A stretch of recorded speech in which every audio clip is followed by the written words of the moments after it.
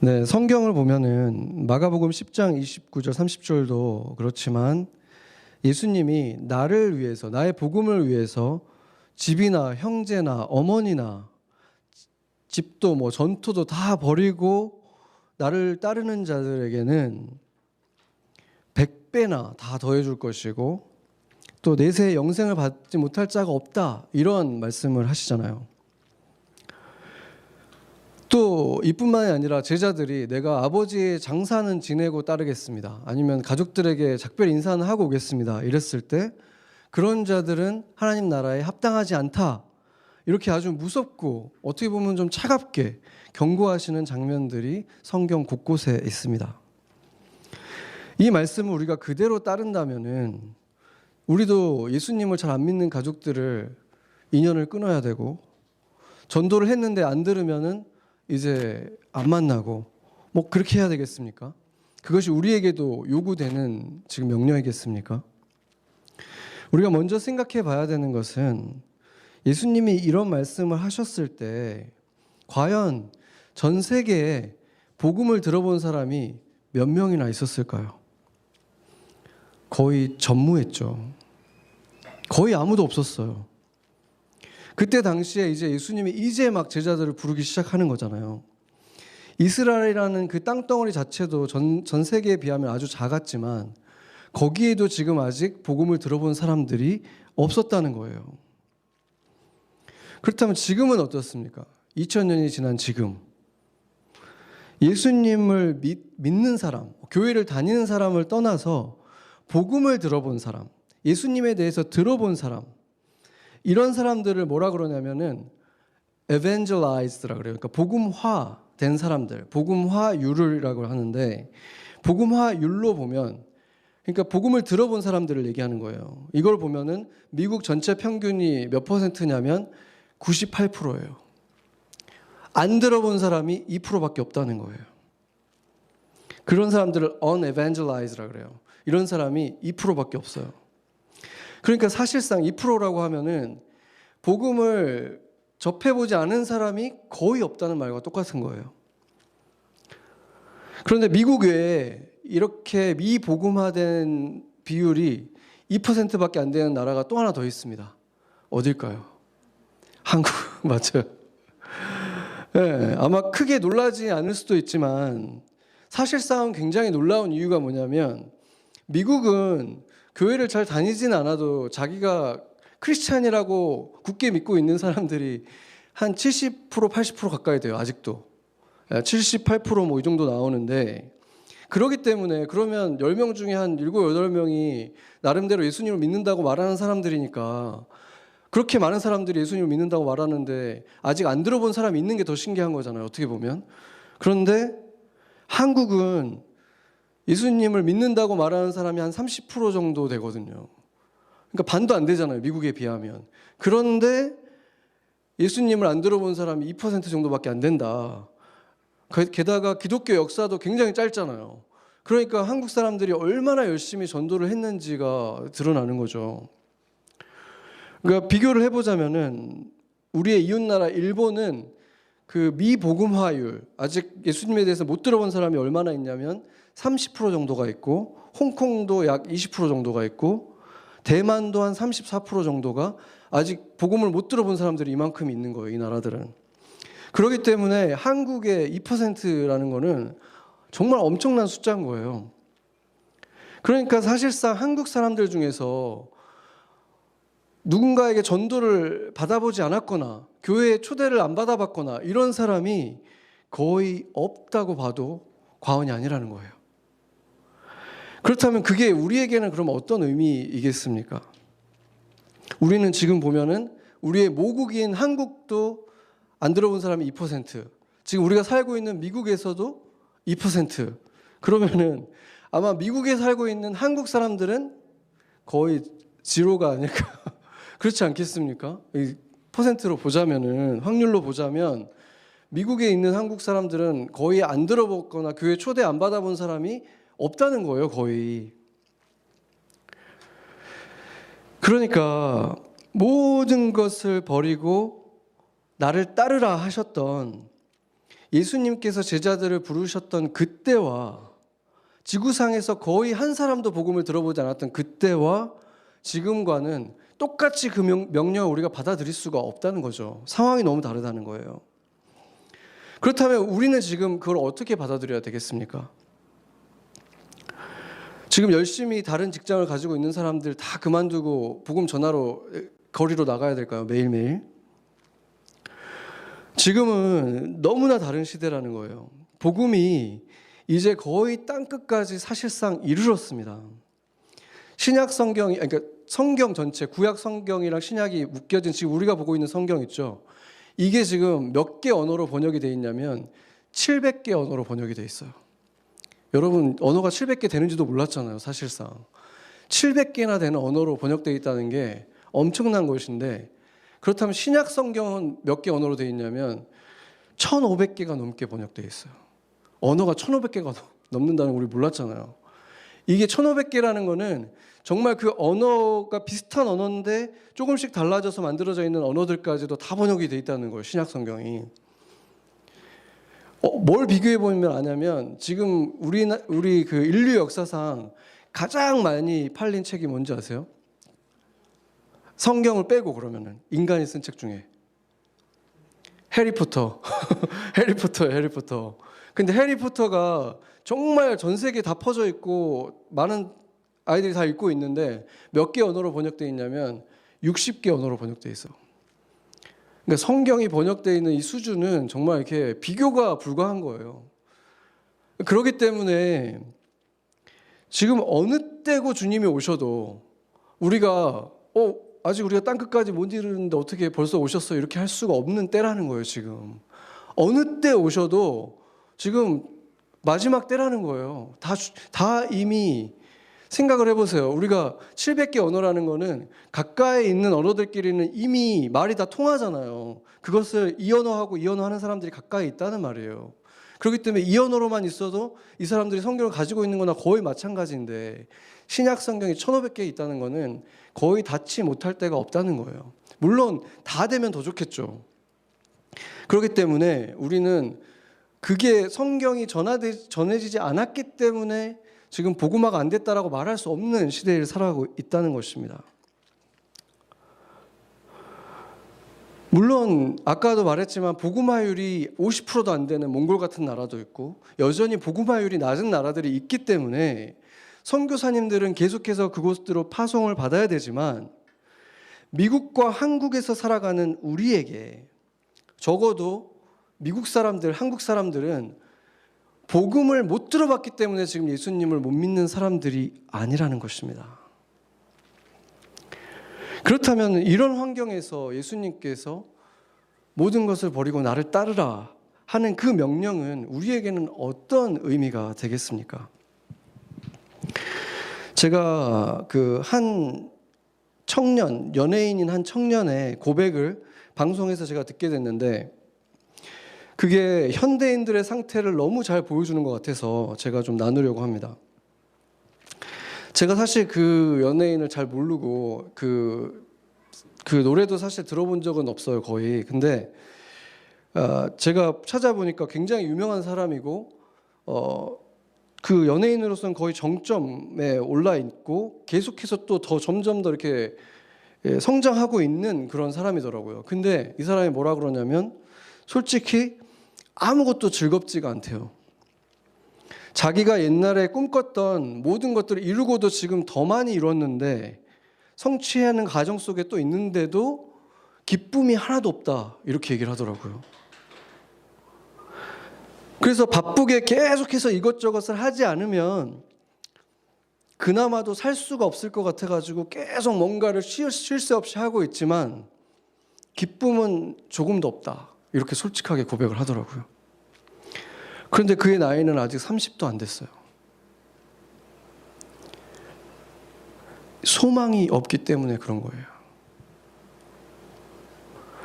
이 사람이 복음을 들어보지 않았기 때문에 그러겠습니까? 주변에 예수를 믿는 사람이 아무도 없어서 그러겠습니까? 그것이 이유일 가능성은 2%밖에 안 되는 거죠. 못 들어봤을 가능성은.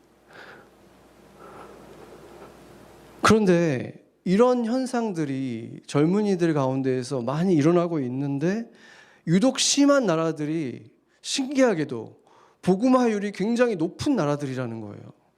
낮은 나라들이 아니라 교회가 많은 나라들에서 일어난다는 것이죠. 그러니까 그런 곳에서 지금 그리스도인들이, 교회가 그들을 건져내주기는커녕 오히려 그리스도인들에게도 똑같은 문제가 발생한다는 것입니다. 저는 우리 아이들, 제 애들하고 제가 주일학교에서도 많이 얘기하지만 천국에 대해서 종종 얘기하는 것을 좋아합니다.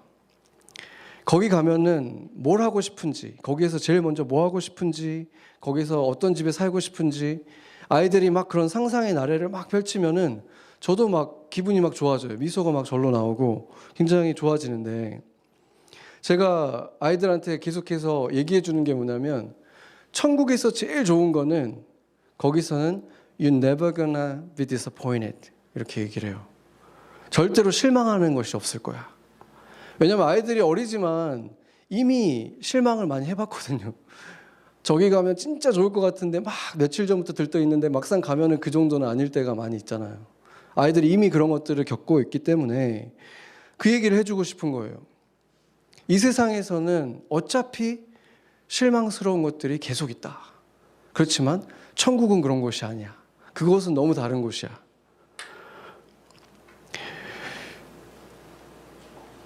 다른 건 몰라도 그것만큼은 성경이 분명히 말하고 있고 제가 확신하기 때문에 아이들한테 말해줄 수가 있거든요. 여기서는 너희들이 사람에게도 무엇에든 실망할 일들이 있겠지만 천국은 너가 마음껏 기대해도 돼. 절대 실망시키지 않을 거야. 이렇게 얘기해 줄 수 있기 때문에 제가 그 얘기를 계속 강조하는 거예요. 며칠 전에도 제가 누가 먼저 시작했는지 모르겠는데 아침에 학교 가기 전에 애들이 천국 얘기를 막 하기 시작했어요. 그래서 막 천국에는 뭘 할 거고 막 얘기하다가 제가 아이들한테 갑자기 생각이 나가지고 그 얘기를 했어요. 야, 우리가 천국 가면은 더 이상 내가 너네들 대리가 아니야. 너희들 아빠가 아니야. 이제 거기 가면은 우리가 다 친구야. 내가 그랬더니 아이들이 되게 막 좋아하더라고, 웃더라고요. 친구가 된다니까.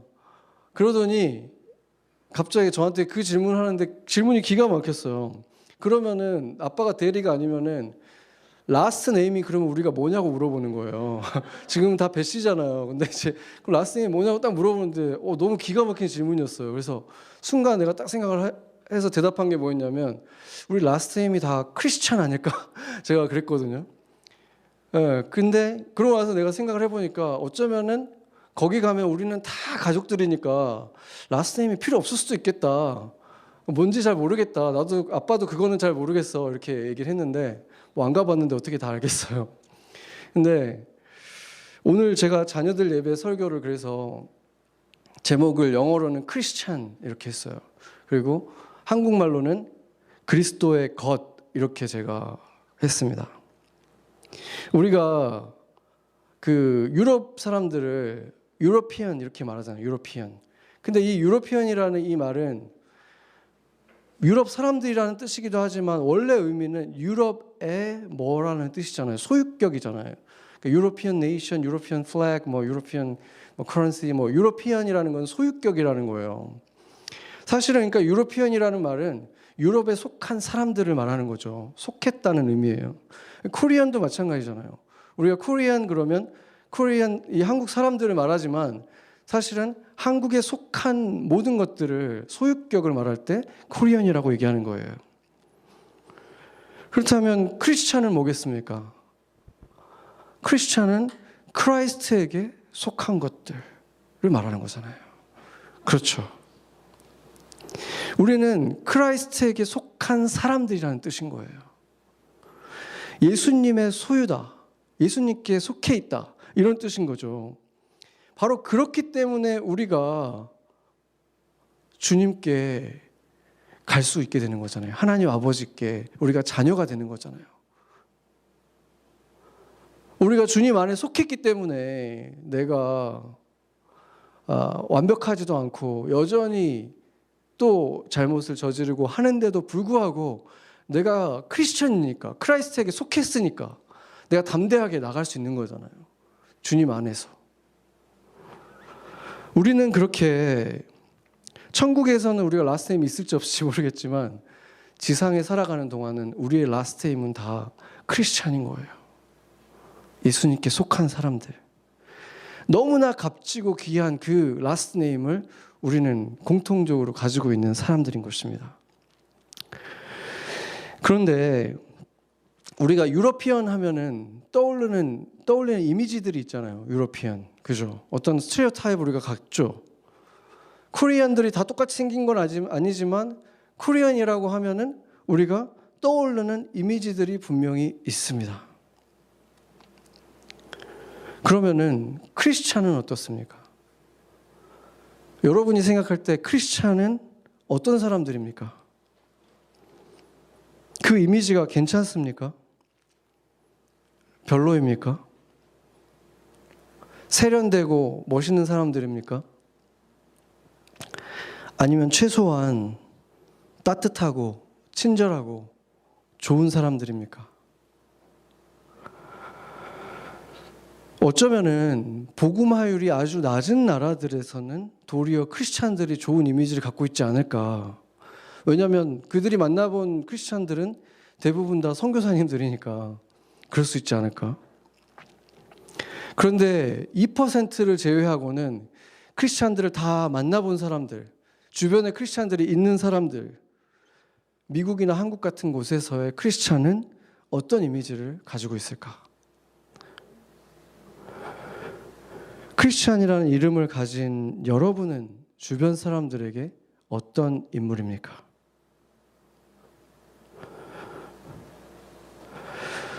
예수님께서 특별히 선택해서 부르신 이 12제자들을 보면은 놀라운 것이 있는데 12명 중에서 최소한 7명은, 나머지도 알 수 없는 것이지만 최소한 확실하게 7명은 서로를 어렸을 때부터 굉장히 잘 알았던 사람들인 거예요.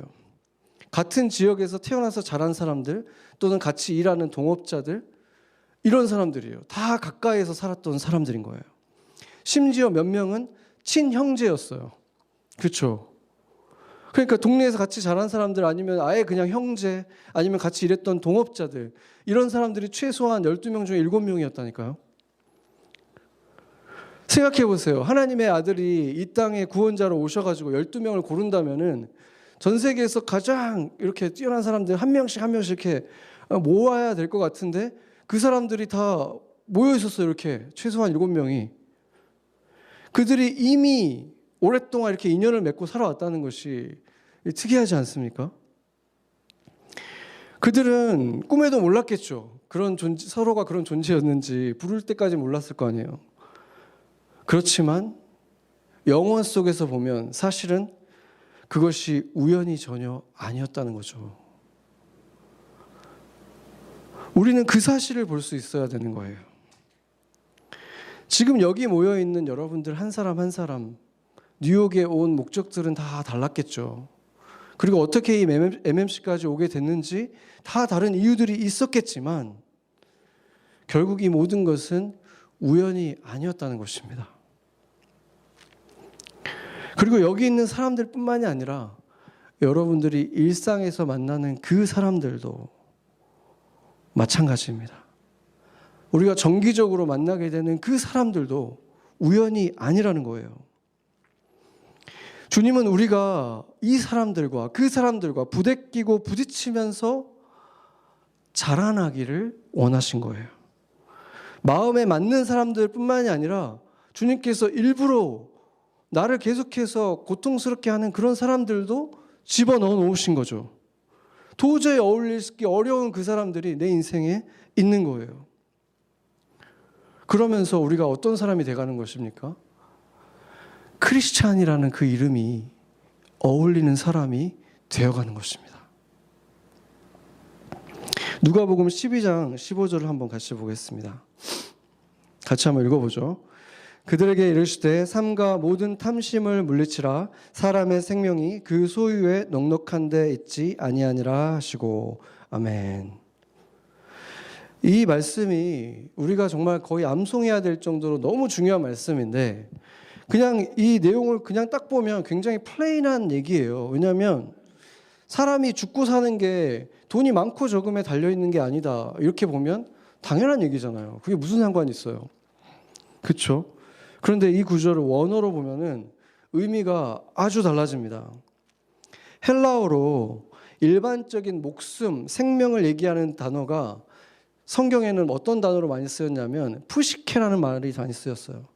그러니까 너의 의복보다 목숨이 더 중요하지 않냐 할 때 그때 그런 목숨은 생명은 푸시케예요. 푸시케. 근데 오늘 여기에서의 그 생명은 조에라는 말을 썼습니다. 조에. 이거는 단순한 생명이 아니라 생기, 생명력 이런 거를 말하는 거예요. 생기가 있는 상태.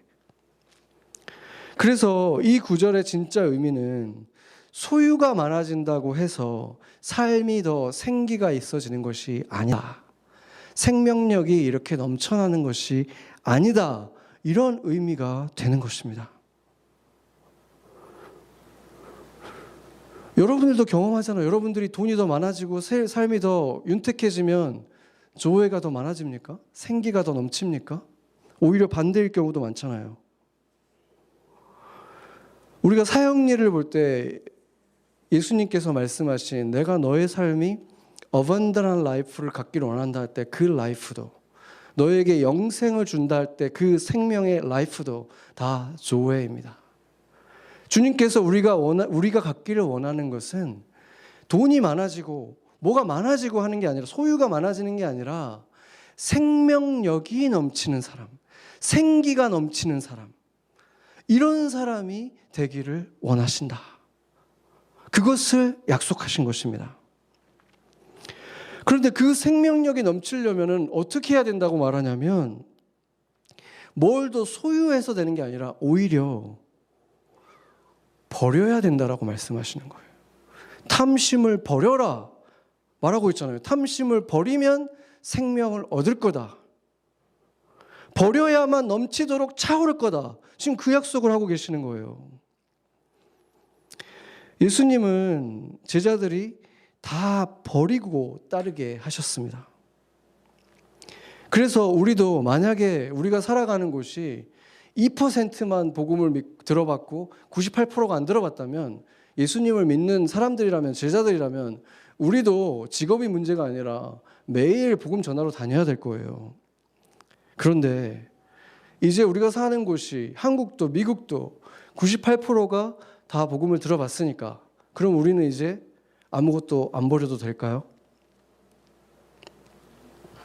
제가 여러분들 중에도 아마 읽어본 분들이 많이 있을 거예요. 존 스타트의 제자도라는 책이 있는데 너무 유명한 책인데 제가 최근에 그 책을 다시 읽으면서 제가 좀 충격을 받은 것들이 많았습니다.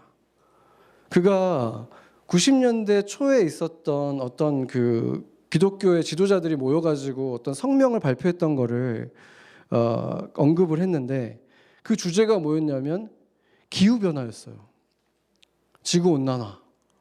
이거에 대해서 주님께서 우리들에게 잘 가꾸라고 맡겨주신 이 땅을 우리가 잘 가꾸기 위해서 그리스도인들이 하나님을 믿는 사람들이 좋은 청지기가 되기로 결단을 하고 우리부터 행동으로 하자 이렇게 결단을 하고 결의를 한 거예요. 근데 여러분들은 교회나 어떤 기독교 단체나 뭐 그런 기독교 신문이나 이런 곳에서 이 문제에 대해서 굉장히 크게 다루고 교회에서 이런 문제로 기도회를 하고 막 이런 거 하는 걸 들어보신 적 있나요? 90년대부터? 아마 최근에 조금 있을지도 모르겠어요. 제가 오히려 들어봤던 것은 뭐였냐면 미국에 와가지고 들어본 게 뭐였냐면 그런 기후변화 막 외치는 사람들에 대해서 막 공격하는 건 많이 들어봤어요. 하나님이 우리 쓰라고 다 주신 거니까 우리가 다 개발해서 써야 되는데 무슨 소리 하냐. 기독교 단체들이, 교회들이 그렇게 비판하는 소리들은 많이 들어봤어요. 또 존 스타트가 그 책에서 70년대부터 시작된 아시아 지역의 소위 부흥이라고 하는 것들을 굉장히 우려스럽다라고 얘기를 하는데, 긍정적으로 볼 수 없는 이유가 뭐냐면 부흥이 일어난다고 하는 교회들이 어떤 특징과 패턴을 가지냐면은 먼저 커다란 건물을 딱 짓는 거예요. 최신식 시설들을 막 개비를 하면, 그리고 거기에서 세상적인 축복과 부요를 약속을 하면 그 욕망을 쫓는 사람들이 구름대처럼 모여드는 거예요. 그 패턴들이 계속 이 아시아에서 일어나는 걸 보면서 이것은 너무 우려스럽다. 이게 진정한 의미의 부흥이 맞나? 그런데 그렇다고 해서 그런 교회들에서 십자가를 안 가르쳤겠습니까? 그런 교회에서 좁은 문이나 좁은 길을 설교를 안 했겠습니까? 거기서는 뭐 넓은 문이 좋다, 넓은 길이 좋다 이렇게 설교를 했겠습니까? 그랬을 리가 없잖아요. 가르침이나 복음 자체가 문제였을 리가 없는 거죠. 문제는 그 복음을 전한 사람들이, 교회가, 기독교가, 크리스천들이 자신들이 여전히 주인 되어가지고 그리스도인이라고 불리면서, 크리스천이라고 불리지만 그리스도의 소유로서, 크라이스트의 소유로서 살아가지 않았기 때문인 것입니다. 그 건물들마다 푸시케들은 가득히 모여 있었지만 날마다 지속적으로 새롭게 하는 그 생명, 조회는 거의 보이지 않았던 것입니다. 98%의 미국인들, 98%의 한국인들이 들었던 것이 복음이 아니었기 때문에 문제가 아니라, 크리스천들이, 교회가 복음을 전하면서도 마땅히 버려야 될 것들을 전혀 버리지 않고 따라야 할 것들을 따르지 않았기 때문이라는 것입니다. 크리스천이라는 이름을 가진 사람들이 그 이름에 어울리는 사람으로 살아가려면, 예수를 따라가려면 미복음화율이 2%가 안 되는 이 땅에서도 여전히 버려야 할 것이 있는 것입니다.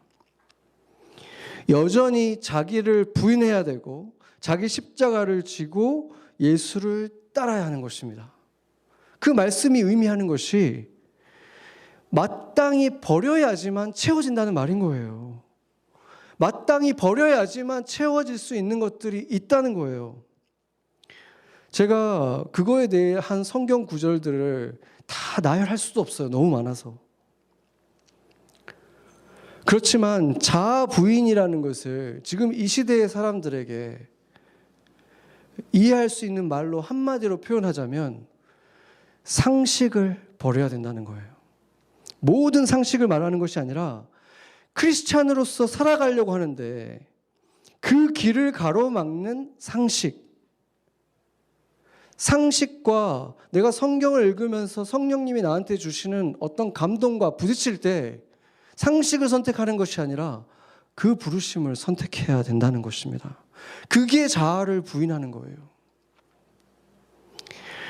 그게 무엇인지는 여러분 스스로가 주님께 물으면 분명히 알 수 있습니다. 크리스천의 삶에서 찾아오는 불안과 불편한 마음은 바로 거기에서 오는 것입니다. 예수의 것이라고 하고 크리스천이라고 분명히 말하지만 예수님보다, 내가 예수님의 것이라고 말하고 예수님이 나의 주인인데 예수님보다 다른 것들을 더 주인인 것처럼 살아가면, 다른 것들을 더 우선시하면 뭔가 잘못된 것 같은 느낌이 드는 거죠. 불편한 마음이 들 수밖에 없는 거죠. 당연하지 않습니까? 나는 크리스찬인데. 그렇게 살아가면 그 생기가, 그 생명력이 가리워지고 불안과 불편한 마음에 사로잡히게 되는 것입니다. 이런 불편한 마음들을 해소시키기 위해서 의학적인 노력들이 굉장히 많이 이루어지고 있습니다.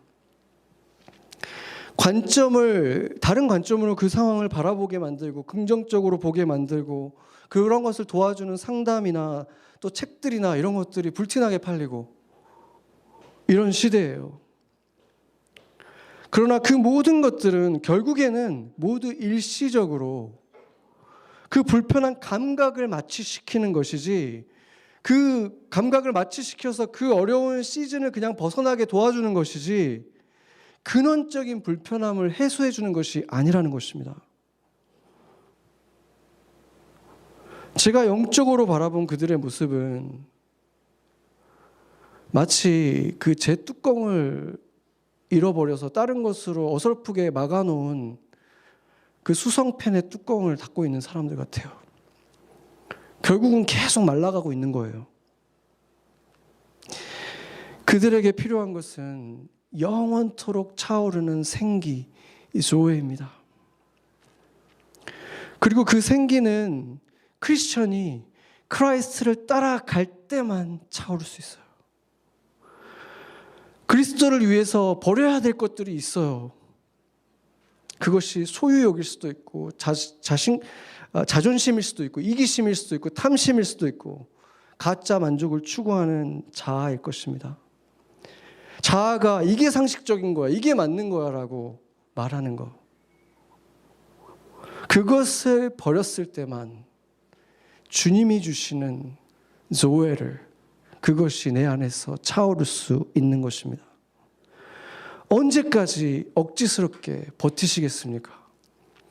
그게 됩니까? 생명의 넉넉함으로 차오르는, 주님이 주시는 것으로 차오르는 길로 걸음을 옮겨야 됩니다. 주님이 용서하라고 하는 사람이 있으면 싫어도 용서하고, 사랑하라고 하는 사람이 있으면 싫어도 사랑하고, 그렇게 하면 어떨까요? 내 고집을 버리고 성경이 말하는 대로 한번 해보면 어떨까요? 그리스도인들이 예수님이 하라는 대로 한번 해보면, 그 자존심을 버려보면 어떨까요? 버릴 때 비로소 불편한 마음들이 사그러지고 자유롭게 기쁨으로 주님을 따라갈 수 있는 것입니다.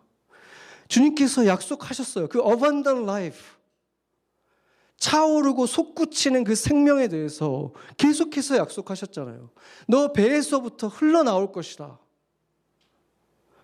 생명력을, 생기가 넘치는 삶을 누리라는 거예요. 예수님이 하라는 대로 하면서 매일 새로워질 수 있다. 차고 넘칠 수 있다.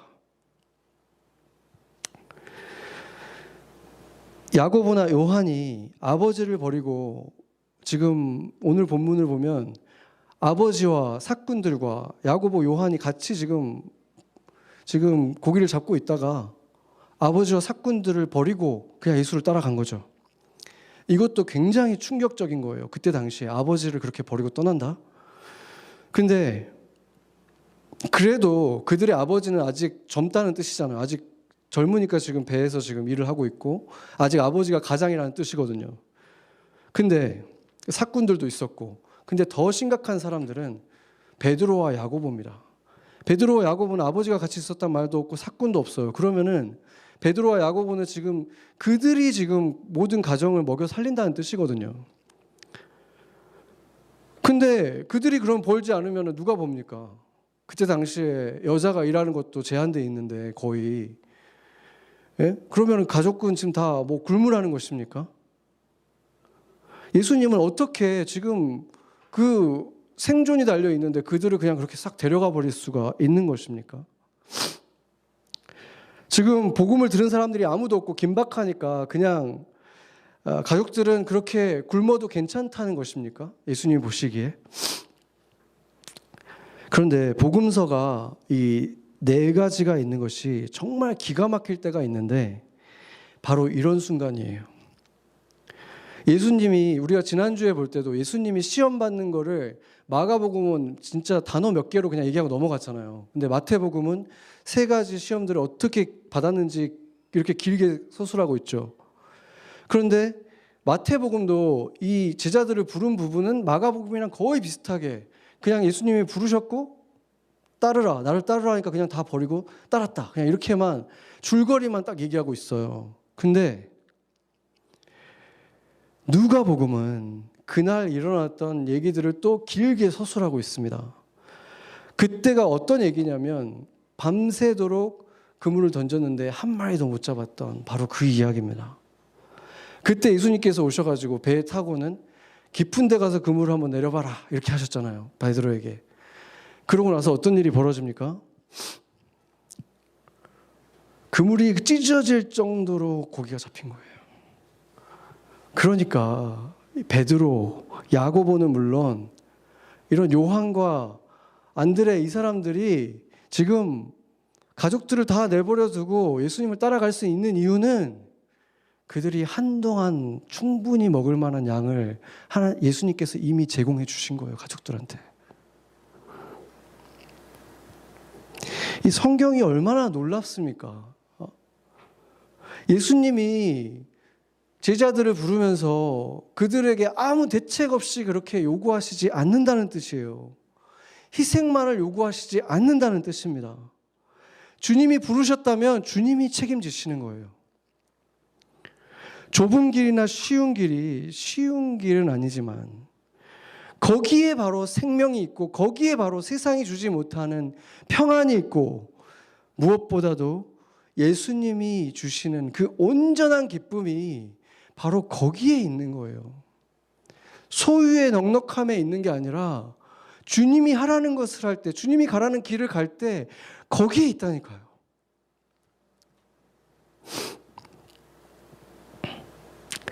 그렇게 버릴 것을 버리고 예수님을 따르는 제자들에게 예수님이 약속하신 열매는 너가 뿌린 대로만큼만 거둘 거야. 2배 정도 거둘 거야가 아니라 이 생애에서 100배를 거둘 것이다. 나와 함께 좁은 길을 걷는 자는 100배를 거둘 것이다. 그리고 영원한 조회를 얻지 못할 자가 없을 것이다. 아멘. 이것을 약속하셨습니다. 그 생명력이 우리 한 사람 한 사람에게 흘러 넘친다면 한국에서, 미국에서 자신이 크리스천이라고 말하는 사람들의 삶에서 흘러 넘친다면 그들이 그 조회를 흘려 보내면서 살아간다면 그렇게 복음이 우리가 계속 말로 해서가 아니라 그냥 우리 삶에 그렇게 흘러 넘친다면 어떻겠습니까? 크리스찬들이 크라이스트의 소유로서 살아간다면 자신의 삶이 내가 가진 모든 것들이 내 거가 아니라 다 주님의 것입니다. 진짜 그렇게 믿고 살아간다면 나의 지금 오늘 하루도 나의 호흡도 내가 가진 것들도 나의 달란트도 다 주님의 것인데 내가 주님께 아까울 게 뭐가 있습니까? 이런 마음으로 살아간다면 세상 사람들의 눈에 우리가 다르게 보이지 않을 수가 있겠습니까?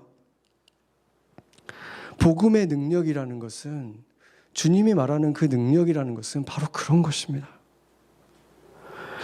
주님께서 바로 그렇게 복음을 전하라는 거예요.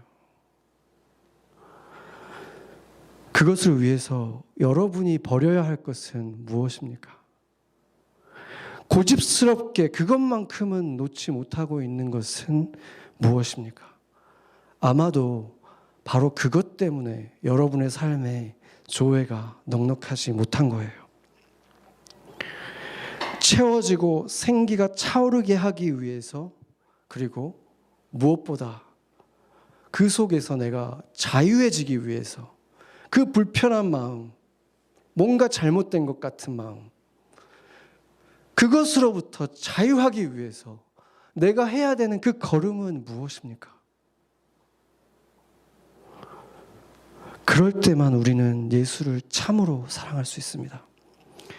예수가 나를 어떤 부담을 주는 존재, 불편한 마음을 주는 존재가 아니라 내가 사랑하는 분이 되는 거예요.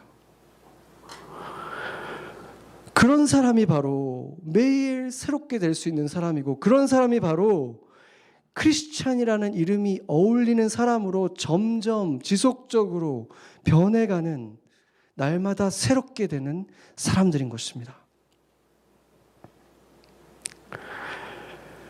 우리 주변에는 예수님 안 들어본 사람들이 거의 없어요. 그렇죠? 심지어 교회를 다니고 있는 사람들도 있을 거예요. 여러분들이 그런 사람들에게 복음이 되었으면 너무 좋겠어요. 여러분의 삶에 조회가 흘러넘쳐서 바로 저거지. 주님이 약속하신 것들, 주님이 살기를 원하는 그리스도인들의 모습, 그게 바로 이거지. 이런 것들이 저의 삶에, 여러분의 삶에 일어나면 너무 좋겠어요. 그 복음을 사람들이 경험하고 목격했으면 좋겠어요. 우리가 먼저 그 생기가 우리 삶에서 살아나고 우리 삶에서 흘러가고, 이미 그리스도인이라고 말하는 사람들에게도, 한 번도 들어보지 못한 사람들에게도 계속해서 그들에게 흘러간다면, 다른 교회에 있는 사람들 우리 교회에 데려오라는 게 아니라 그 사람에게 그 조회가 생긴다면 그 사람을 통해서 그 교회에도 조회가 흘러넘치도록 기도해 주는 거예요. 그래서 주님의 교회가 교회마다 푸시케들이 아니라 조회들이 흘러넘치는 그런 교회들이 되도록, 우리가 다음 주에 부활절을 맞아서 이 근처에 그 BMCC 앞에 있는 공원에서 우리가 오랜만에 또 그곳을 찾아서 우리가 사랑하는 그 크리스찬이 주인이라고 말하는 그 예수님의 이름을 우리가 거기서 노래할 거예요. 거기에 있는 사람들도 물론 뉴욕은 평균보다 훨씬 낮긴 낮아요. 그래도 뉴욕은 한 60% 정도가 자기가 크리스찬이라고 얘기하더라고요. 물론 외국인들도 많으니까 더 낮아질 거예요, 아마. 외국인들이 뭐 70% 정도가 여기 있으니까 훨씬 더 낮아지겠지만, 예수님을 아는 사람들은 우리가 예수를 할 때 그들 마음속에 새 노래가 울려 퍼질 수 있을 것이고, 예수님을 못 들어봤던 사람들이 있다면 그 예수님의 사랑을 그렇게 또 경험할 수 있지 않겠습니까? 하나님께서 우리에게 너무 좋은 선물을 주신 거예요. 그런 일을 할 수 있는 특권을. 온 세계 열방이 모여있는 이곳에서 내가 사랑하는 주님을 찬양할 수 있다는 것은 정말 누구나 할 수 있는 건 아니잖아요. 이거 엄청난 특권이에요. 그때 저는 우리의 그 소리가 그냥 좋은 노랫소리나 음악이 아니었으면 좋겠어요. 그것이기도 하지만 그것을 넘어서서 거기에 조회가 있었으면 좋겠어요. 세상에 노래 잘하는 가수들은 많지만, 멋있는 음악들은 많지만, 거기에는 없는 그 조회가, 그 생기가, 그 생명력이 우리가 찬양할 때 거기서 울려 퍼졌으면 좋겠어요. 주님이 그걸 보시고 싶어서 우리 보고 노래하라는 거라고 저는 믿습니다. 우리가 노래를 제일 잘해서가 아니라 우리의 그 조회가 우리에게서도 흘러넘치고 그게 그들도 같이 경험하기를 원하신다는 것입니다. 그래서 우리가 이따가 점심 먹고 나서 1시 20분에 모여서 우리가 그 예배를 위해서 기도를 같이 할 것입니다. 여러분들이 식사하시고 여기서 같이 모여서 같이 그 예배를 위해서 우리가 기도를 할 거예요. 물론 앞에 나서는 사람들은 찬양 인도자들이고 그들을 위해서 우리가 또 기도를 해야 되겠지만, 그곳에서 우리가 만날 사람들, 우리 주변에 음악을 듣고 주변에 오갈 그 모든 사람들, 그 예배가 주님 귀에 기쁜 예배, 그 사람들에게 조회가 흘러가는 예배 되게 해달라고 우리가 기도해야 될 것입니다. 지금 크리스찬들을 비롯해서 전 세계가 다 지쳐 있어요. 우리의 앞날은 굉장히 불안하게 보입니다. 그렇기 때문에 더더욱 이제 크리스찬들은 그들이 가지고 있던 그 평안은 세상이 그냥 다 잘 돌아가니까 있었던 그 평안이 아니라 세상이 불안해해도 가질 수 있는 평안, 바람이 풍파가 몰라쳐도 가질 수 있는 기쁨, 그것이 드러나야 하는 때인 것입니다. 그것을 위해서 여러분들은 주님께서 무엇을 버리라고 요구하고 있습니까? 주님은 여러분에게 버리라고 할 때 그 버린 것에 대해서 반드시 보상하십니다. 반드시 더 좋은 것으로 책임지십니다. 그리고 여러분은 주님께서 약속하신 진정한 그 abundant life를 경험하게 될 것입니다. 같이 기도하시겠습니다.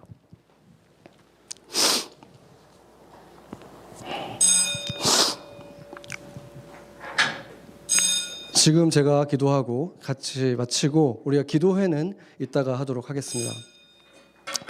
사랑의 하나님 감사합니다. 주님께서 오늘 우리 자녀들 예배에도 또 우리 이 본 예배에서도 크리스찬이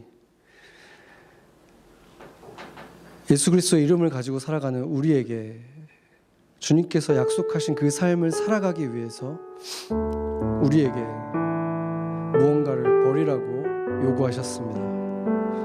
그것은 우리가 궁핍해지기를 원하시는 마음이 아니라 오히려 버려야 할 것을 버릴 때 우리에게 더 충만히 채워주시고 영원히 마르지 않는 것으로 넘치도록 계속해서 끊임없이 흘러나오도록 그 생기를 주시기 위해 그 조회를 주시기 위해서 주님께서 요구하시는 것입니다.